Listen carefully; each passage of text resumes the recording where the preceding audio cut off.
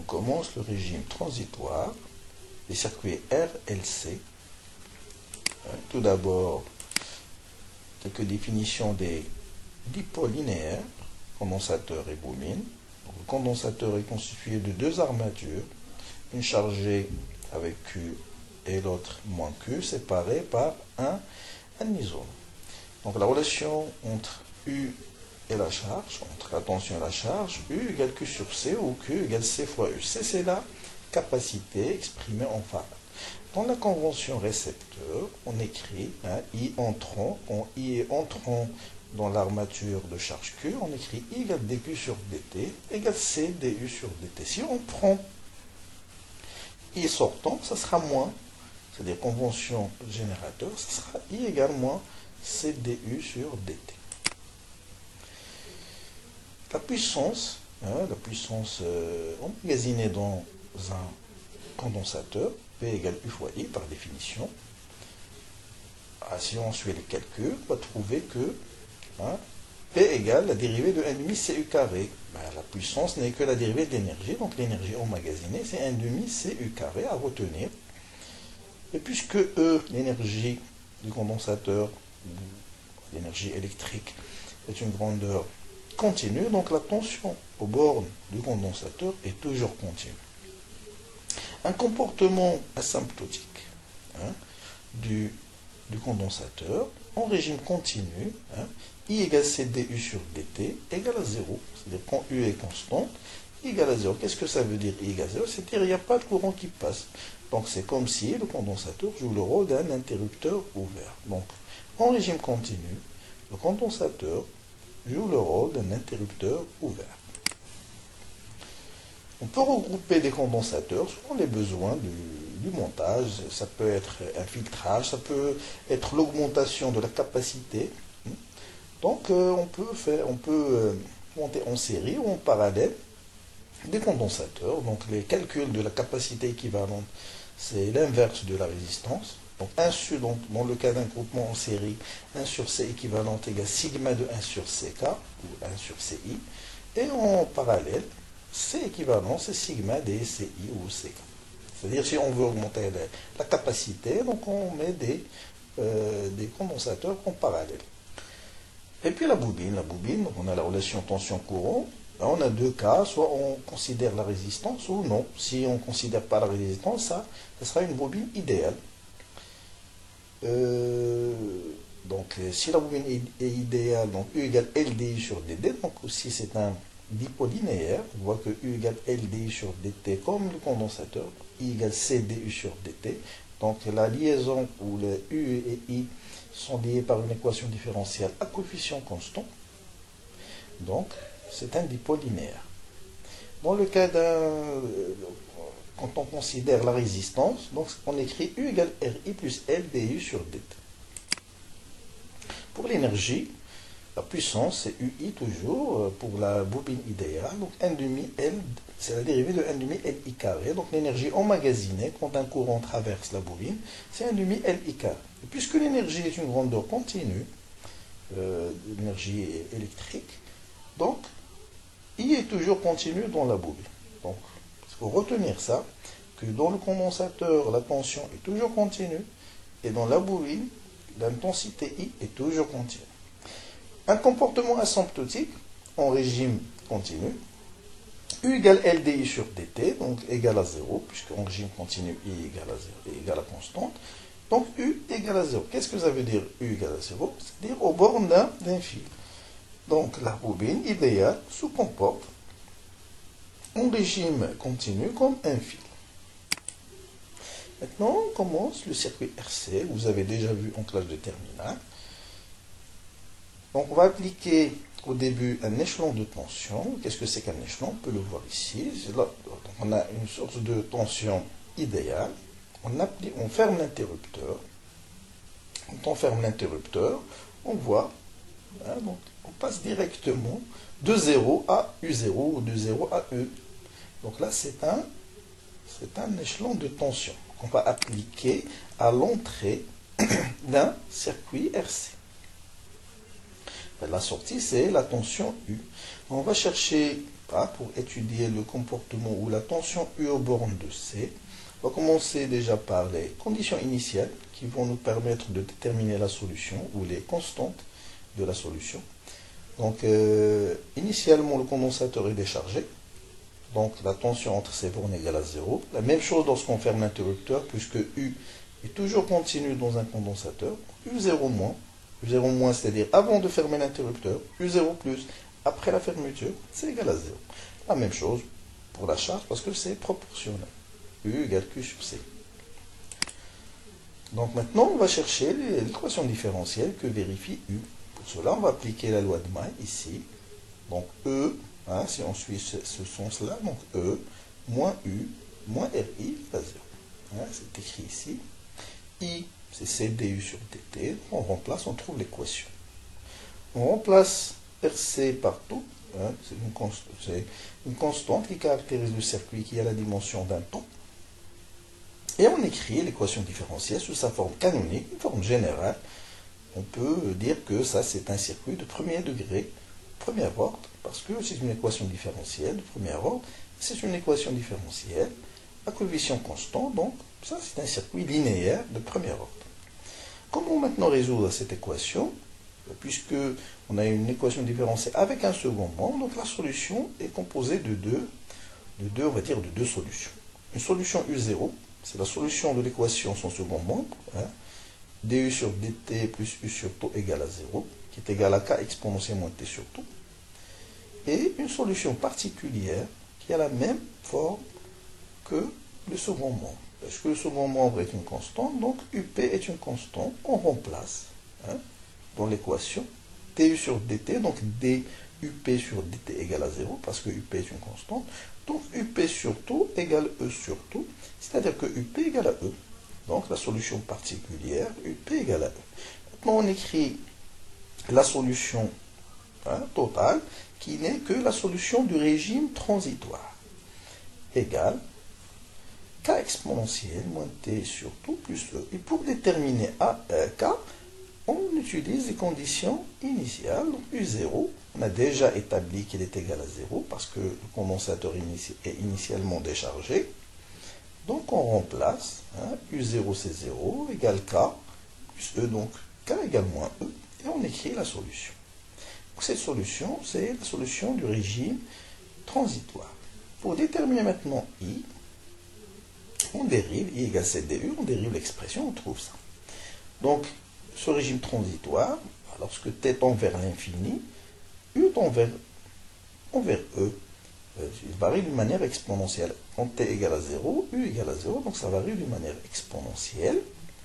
Lorsqu'on dit l'infini, ça ne veut pas dire un temps indéfini.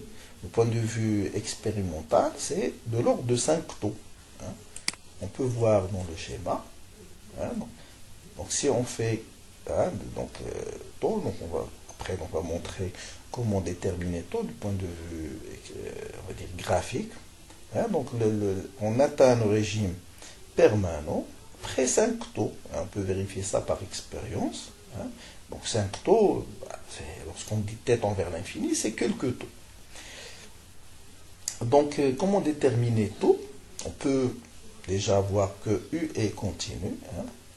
Avant la fermeture, après la fermeture, c'est égal à 0. I, il est discontinu. On voit qu'il est discontinu, I. Avant, c'est 0, puis instantanément, ça passe à la fermeture de l'interrupteur, elle passe à E sur R. Pour déterminer taux, on peut voir deux méthodes. Une première, on représente la tangente. On peut démontrer ça par juste faire un développement limité de la solution. U égale E facteur de 1 moins exponentielle t sur taux. On fait un développement limité de l'ordre 0. Ça nous donne une équation de la tangente. On fait on cherche la rencontre avec E, la limite quand t tend vers l'infini, avec la solution permanente. Et on trouve la valeur de taux. Sinon, on peut juste remplacer dans la solution. Donc U égale E facteur de 1 moins exponentiellement t sur taux. On remplace t par taux, on va trouver que U égale 0,63 E. On cherche le temps correspondant à 0,63 E, c'est taux. Ce taux, ça, on l'appelle le taux caractéristique du régime transitoire. Ça, c'est le régime transitoire, c'est de l'ordre de 5 taux. Maintenant, on peut définir un ton caractéristique aussi qu'on appelle le ton de montée. C'est le ton que fait U, la charge du condensateur, lorsqu'il passe de 10% de la charge totale à 90%. Ben, ce ton, on peut le calculer en remplaçant dans la solution. Hein, on va chercher T1. En remplaçant, on va trouver que T1 égale 0,1 taux. Il faut juste remplacer, faire les calculs ici. Hein, et puis T2, la même chose. On trouve T2 égale 2,3 taux. Alors, la différence, c'est ce ton qu'on appelle le ton de montée. Donc T2 moins T1 égale 2,2 taux. On peut déduire par exemple taux à partir du ton de montée. Hein, on peut faire ça. Maintenant, l'étude énergétique de cette charge. Donc là, c'est la relation entre U, I et E. I, c'est CdU sur dt. On va écrire un bilan de puissance. Ça, c'est la puissance fournie par le générateur, la puissance dissipée par effet Joule, et puis la puissance emmagasinée dans le condensateur. C'est la conservation de l'énergie. On multiplie par dt, on intègre. Hein. Donc là, c'est l'énergie emmagasinée dans le condensateur, l'énergie dissipée par effet Joule, et l'énergie totale fournie. On trouve entre 0 et l'infini, parce que le temps n'est pas défini, donc on prend entre 0 et l'infini. Hein, du début jusqu'à la fin. Donc ça donne CE carré, énergie totale fournie par le générateur. Hein, donc si on calcule l'énergie dissipée par effet Joule, hein, en remplaçant I par son expression, on trouve que CE carré moins 1 demi CE carré égale 1 demi CE carré. 1 demi CE carré, c'est l'énergie emmagasinée, hein, l'énergie emmagasinée dans le condensateur, hein, à l'état I final. Et CE carré, c'est l'énergie totale fournie par le générateur. On trouve que la quantité dissipée par effet Joule, c'est 1 demi CE carré. Donc la moitié est transformée en chaleur et la moitié est emmagasinée dans le condensateur. Et puis, on étudie le régime libre, qui dit régime libre, c'est-à-dire sans générateur. Donc, on peut commencer de l'état final, hein, du premier circuit, et on bascule vers l'interrupteur de 1 vers 2. Comme ça, on aura ce circuit-là. Hein, c'est un circuit RC en régime libre. Ce RI, c'est la tension entre les bornes de la résistance. Si on applique la loi de May ici, donc ça sera RI plus U égale à 0. Hein, RI plus U égale à 0. Hein, et on trouve, en remplaçant I par CdU sur dt, on trouve cette équation différentielle du régime libre, du sur dt plus U sur taux égale à 0. Hein, on résout, c'est égal E exponentielle moins t sur taux. Et I, c'est en remplaçant I par CdU sur dt, on trouve moins E sur R exponentielle moins t sur taux. Hein, donc la représentation, hein, vous l'avez déjà vu en phase de terminale. Voilà une décharge du condensateur. Là, c'est toujours la discontinuité de I et continuité de U. Pour calculer taux, le même principe, on représente la tangente et la rencontre avec l'axe des temps. Ou en remplaçant T par taux, ça sera E exponentielle moins 1 qui n'est que 0,37. E. Et puis le bilan énergétique, de la même façon, U plus RI égale à 0. Donc on multiplie par I, hein, ça nous donne le bilan énergétique. Hein, donc ça c'est l'énergie, hein, donc l'énergie emmagasinée dans le condensateur. Et là c'est l'énergie dissipée par effet Joule. On trouve que l'énergie dissipée par effet Joule, entre 0 et l'infini, c'est 1 demi CE carré, qui n'est que l'énergie emmagasinée initialement dans le condensateur. Donc, toute l'énergie qui était emmagasinée dans le condensateur est dissipée par effet Joule dans la résistance. On va voir le circuit RL, donc par analogie avec le circuit RC. C'est un circuit de premier ordre, DR, composé de R et L. On va considérer la bobine IDA, donc on applique la loi de May. On trouve que E égale RI plus L dI sur dt. Et puis on écrit l'équation différentielle de I sous sa forme canonique en remplaçant L sur R par taux. C'est le temps caractéristique du régime transitoire. Puis on résout l'équation par analogie avec celle de U, U pour le condensateur. On trouve I égale E sur R facteur de 1 moins exponentielle moins T sur taux. C'est toujours la même méthode. Équation de premier ordre avec second membre, donc solution et la solution égale la somme de deux solutions, solution particulière et solution de l'équation sans second membre. Et après, en remplaçant par les conditions initiales, I0 égale à 0, puisqu'il y a continuité de I dans la bobine. Avant de fermer l'interrupteur, c'était nul, donc après, ça reste nul. Du coup, donc, on trouve l'expression de I égale E sur R facteur de 1 moins exponentielle moins T sur taux, et U, en remplaçant par LDI sur DT, on trouve E exponentielle moins T sur taux.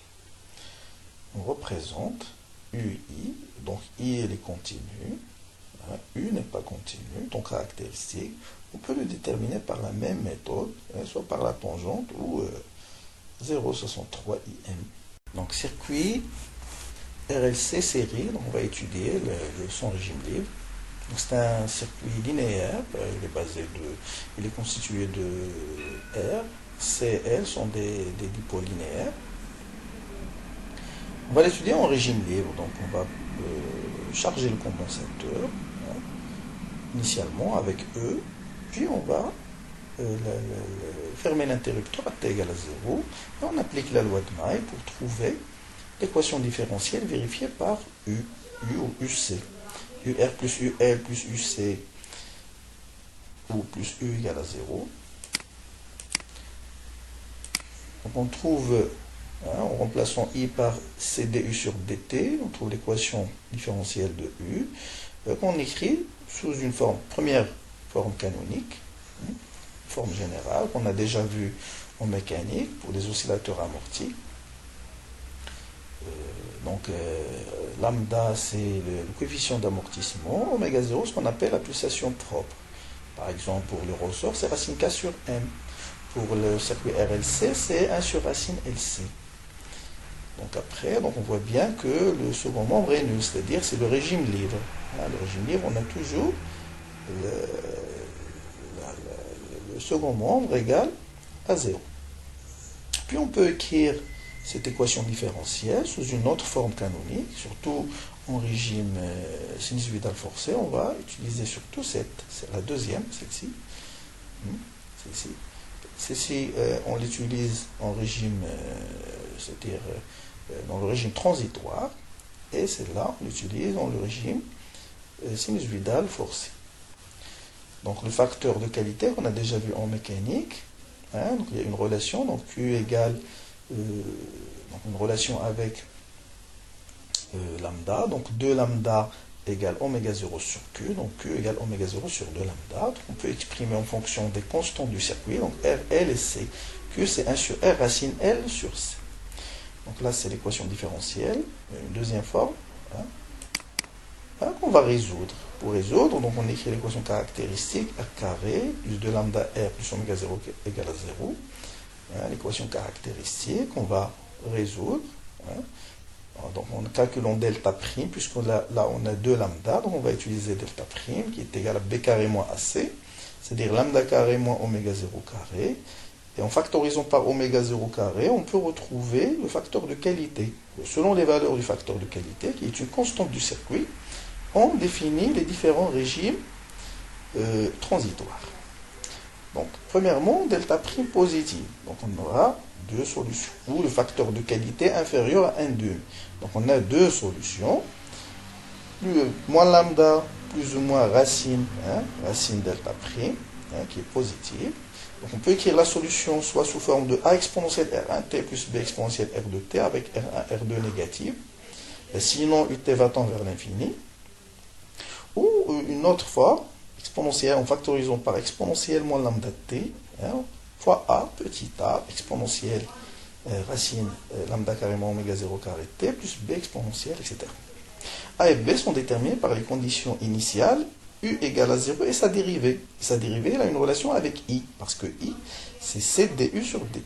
Donc, en utilisant la continuité de U dans le condensateur et la continuité de I dans la bobine, donc on va écrire I0 pour ce cas-là. Donc on a pris, donc à t égale 0, on ferme l'interrupteur. Donc avant I c'était égal à 0, donc I0 égale à 0. Et U0 égale à E, parce que le condensateur est initialement chargé. Après, donc le portrait de phase, donc c'est une courbe qui n'est pas fermée. Donc ça commence de, par exemple là c'est E, ça fait comme ça. Selon les valeurs du facteur de qualité, on trouve, donc plus donc on diminue le facteur de qualité, on tend vers l'intérieur. Par exemple E, comme ça. On peut commencer du même point, comme ça, selon le facteur de qualité. Donc ça c'est le portrait de phase. Maintenant, le deuxième cas, c'est le régime critique, là où delta prime égale à 0, le facteur de qualité égale 1,5. Donc la solution s'écrit sous forme de A plus BT. Ce n'est pas les mêmes A et B. Donc selon le cas, on a A, donc toujours on utilise I0 et U0 et on détermine A et B. Donc c'est A plus BT exponentiellement oméga 0T. On a déjà vu ça en mécanique. Alors de grandeur, donc le temps, ce qu'on appelle le temps caractéristique du régime transitoire, c'est taux, parce que ça c'est la solution du régime transitoire. Donc taux, ton caractéristique, c'est 1 sur oméga 0. Il a la dimension d'un temps. Le portrait de phase, là, donc du régime critique. Donc celle du régime apériodique se trouve à l'intérieur. Et puis les pseudo-périodes, on va voir, donc c'est des spirales. Le régime critique, c'est celui qui dure un temps le plus bref. Puis le régime pseudo-périodique, qui prend beaucoup de temps parce qu'il y a des oscillations. Donc il est défini, on peut définir ce qu'on appelle la pseudo-période. Donc là, delta est négative, donc moins lambda a plus ou moins I racine, donc I c'est I carré égale moins 1, donc du complexe. Donc oméga, on remplace racine oméga 0 carré moins oméga carré. Dans ce cas, on a oméga 0 supérieur à lambda. On écrit, c'est mieux d'écrire la solution sous cette forme, moins lambda plus ou moins I oméga. Donc oméga racine oméga 0 carré moins lambda carré. Donc la solution peut être écrite selon deux façons. Soit exponentielle moins lambda t fois A cosinus oméga t plus B sinus oméga t, ou UT égale A exponentielle, en factorisant par exponentielle moins lambda t, mais en remplaçant cette somme-là par cosinus oméga t plus phi. Donc toutes ces constantes, on peut les déterminer à l'aide des conditions initiales, que ce soit l'utilisation de cette forme, A plus A et B, A majuscule, B majuscule, I0, U0, ou A et phi, petit a et phi. Donc ça c'est le facteur de la pseudo-pulsation, oméga, il est inférieur à oméga 0, parce qu'il y a les amortissements, ce qui fait, donc il y a la pseudo-période est toujours supérieure à la période propre. Et là, donc t égale 2pi sur oméga, donc t0 en remplaçant par le facteur de qualité, donc en mesurant par exemple la t, on peut déterminer le facteur de qualité, parce qu'il est très important, surtout en régime sinusoïdal forcé, on va voir ça après, le facteur de qualité, le rôle du facteur de qualité. Puis on peut définir ce qu'on appelle le décrément logarithmique en régime sinusoïdal forcé, qui n'est que delta égale ln ut sur ut plus la période. Donc on peut l'exprimer en fonction de lambda et t, ou en fonction du facteur de qualité, en mesurant delta graphiquement, on peut remonter à la valeur du facteur de qualité, qui est très important, comme je viens de le dire.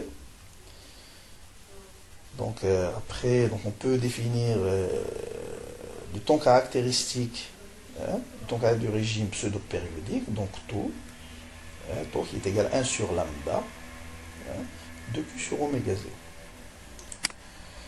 0. Là c'est la courbe, l'enregistrement des oscillations. Par exemple, à l'aide d'un oscilloscope, on peut enregistrer les oscillations.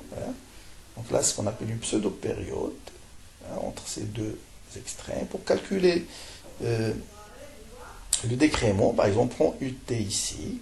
Après, on peut calculer la deuxième, UT plus T, le rapport. Ln du rapport, c'est égal delta. Ou on peut prendre 2 ou 3. Par exemple, 1, 2, 3, 4, par exemple. Ça, c'est 4T. On peut calculer 4 delta. Donc 4 delta égale ln de UT sur UT plus 4T. En général, c'est N delta égale ln de UT sur UT plus N période. Puis le portrait de phase, I, QI, ou U et sa dérivée, on trouve une spirale.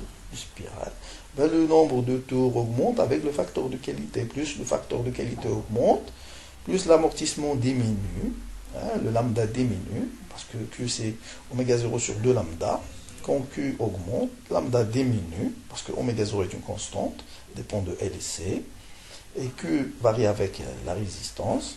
Plus la résistance augmente, le facteur de qualité diminue. Du coup, donc, plus le facteur de qualité augmente, le nombre de tours augmente. Chaque tour, ça représente une oscillation. Donc, cette oscillation-là, 1, 2, c'est ça. 1, donc là, donc, cette partie-là, c'est celle-ci. Puis cette partie-là, c'est celle-ci. Puis cette partie-là, c'est celle-ci. Et cette partie-là, lorsqu'on termine le tour, c'est normal que l'amplitude diminue parce qu'il y a amortissement.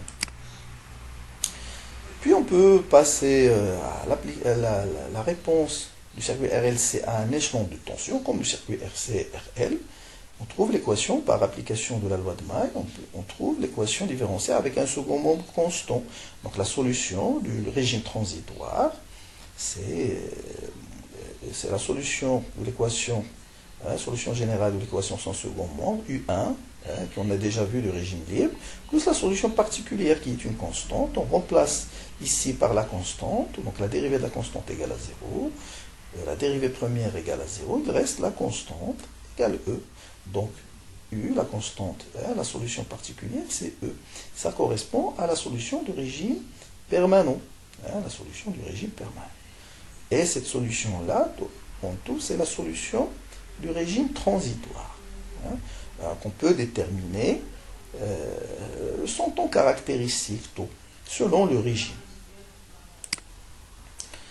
Puis, on peut voir l'étude énergétique, toujours de la même façon, donc en utilisant la relation, la loi de May, E égale UL plus UR plus U, et en remplaçant UL par son expression, UR par son expression, et en multipliant par I dt, donc on retrouve l'énergie. Donc ça c'est l'énergie fournie par le générateur, égale l'énergie fournie et emmagasinée dans la bobine et puis dans le condensateur, plus l'énergie dissipée par effet Joule. On peut calculer cette énergie dissipée par effet Joule en intégrant les expressions. On trouve que l'énergie emmagasinée, c'est 1/2 C E carré, parce qu'à la fin, donc on n'aura pas de courant, il n'y aura pas d'énergie emmagasinée dans le condensateur, dans la bobine, mais il va rester donc l'énergie emmagasinée dans le condensateur qui est égale à 1/2 CE carré. Donc à la fin, donc on aura donc ça c'est l'énergie fournie par le générateur égale 1/2 CE carré plus l'énergie dissipée par effet Joule. Donc comme application, donc un circuit RLC parallèle, on va déterminer les valeurs initiales juste après la fermeture de l'interrupteur, en considérant que le condensateur initialement déchargé. Donc on va essayer de déterminer I, IR, IC, IL juste après la fermeture de l'interrupteur, ce qui nous permet de déterminer ce qu'on appelle les conditions initiales. Donc pour cela, donc, on va déterminer initialement secondaire à T0-. Donc à T0-, l'interrupteur est ouvert, le condensateur déchargé, donc I, IR, IC, IL sont nuls. Il n'y a pas de courant. Et U, égale à 0. Donc U égale RIR, donc égale à 0. Hein, initialement, toutes les grandeurs sont nulles. Juste après la fermeture, c'est 0 plus. Pour cela, on utilise les continuités. Continuité de U aux bornes du condensateur, parce que U c'est la tension aux bornes du condensateur, ils sont en parallèle. Donc c'est UR, UC et c'est UL. Donc U est continu, hein, est toujours continu, et IL est toujours continu. Donc on va commencer par U. Donc U avant de fermer, c'était 0. Donc juste après, c'est 0. Donc U égale à 0. Puis pour déterminer, on peut utiliser la loi d'Ohm pour déterminer IR. U égale RIR. Donc IR égale U sur R égale à 0. Il reste quoi? Il reste I et IL. Donc comment déterminer I et IL? Donc on utilise la loi de May. La loi de May ici. Donc U moins RI moins U égale à 0. Donc U égale à 0. Donc il reste I égale E sur R. On trouve I égale E sur R. Puis pour déterminer IL, on utilise la loi des nœuds. I égale la somme IR plus IC plus IL, puisque IR égale à 0, IL égale à 0, il reste IC égale à I égale E sur R. Bon. Donc après, lorsque t tend vers l'infini, c'est-à-dire en régime permanent. En régime permanent, c'est qu'on utilise les propriétés du condensateur et de la bobine. La bobine se comporte comme un fil et le condensateur se comporte comme un circuit ouvert. On commence par le fil. Hein, donc la bobine se comporte comme un fil. Donc U, c'est la tension aux bornes de la bobine, donc égale à 0. Et IC, puisque le condensateur se comporte comme un circuit ouvert ou comme un interrupteur ouvert, donc IC égale à 0. En régime permanent, il reste quoi? Il reste IL. Donc IR, donc on la détermine toujours par la loi d'Ohm, U sur R, U égale à 0, hein, donc IR égale à 0, hein, IR égale à 0. Puis il reste I et IL. Là, on va utiliser la loi de May, E moins RI moins U égale à 0, puisque U égale à 0, donc I égale E sur R. Et pour déterminer IL, on utilise la loi des nœuds. I égale IR plus IC plus IL, hein, donc I égale IL égale E sur R, et comme ça, on rassemble tous les résultats dans le tableau suivant. Donc, c'est ce T0+, hein, ces valeurs en T0+, qu'on va utiliser dans la résolution de l'équation différentielle. Et puis, on peut calculer ou déterminer l'équation différentielle vérifiée par U. La méthode suivie, c'est toujours la même. Loi de May, loi des nœuds. Donc, on applique la loi de May. Donc, E égale RI plus U. Et I, c'est la somme des courants IR, IC, IL. On remplace I par les courants IR, IC, IL. On trouve cette équation. Puis, on exprime les relations entre les courants et la tension U. Donc IR c'est U sur R, IC c'est CDU sur DT, et U c'est LDI sur DT, ou IL c'est 1 sur L intégrale U dt. On peut écrire IL égale 1 sur L intégrale U dt, on la remplace ici. Pour éliminer l'intégrale, on dérive. On dérive toute l'équation. Ou on commence par la dérivée de cette équation, comme ça on va trouver DL sur DT, on la remplace par E. C'est ce que j'ai fait ici. Donc j'ai dérivé toute l'équation, la dérivée de E égale à 0. Donc dérivée de IR, c'est DU sur R, 1 sur R DU sur DT. Dérivée de IC, c'est C D carré U sur DT. Et dérivée de IL, c'est U sur L. On remplace, on trouve cette équation, hein, une équation de deuxième degré. Hein. Après, on essaie de rassembler, donc l'écrire sous sa forme canonique. Hein, donc là, toujours on prend là le coefficient 1 pour le degré 2, et puis on écrit sous une forme canonique, soit la première ou la deuxième. Si on prend la première, c'est 2 lambda égale ce terme-là, et oméga 0 carré, c'est égal 1 sur racine LC, ou la deuxième, oméga 0 sur Q égale, comme ça on peut voir là, donc 2 lambda égale R plus R sur RRC, et le facteur de qualité, c'est RR sur R plus R racine C sur R. Et selon les signes de delta, on détermine la solution, puis on remplace par T0+, pour trouver les constantes.